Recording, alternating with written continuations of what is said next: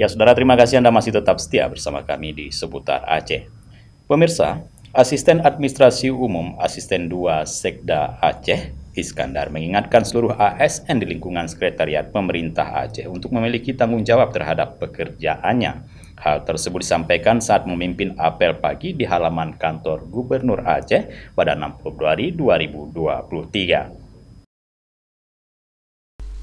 Asisten Administrasi Umum Asisten 3 Sekda Aceh Iskandar menegaskan kerja keras seluruh ASN pemerintah Aceh sangat penting untuk mempercepat realisasi APBA 2023. Oleh sebab itu para ASN diminta untuk tidak lengah dan lepas dari rasa tanggung jawab kerja.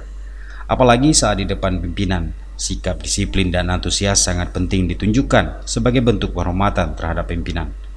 Lebih lanjut, Iskandar mengatakan selain kerja keras, kekompakan seluruh pegawai di tempat kerja juga sangat penting untuk mencapai kesuksesan. Dengan adanya kerjasama dan persatuan, tentu saja seluruh program kerja pemerintah Aceh dapat berjalan dengan baik. Dari Banda Aceh, Tim Liputan Aceh TV melaporkan.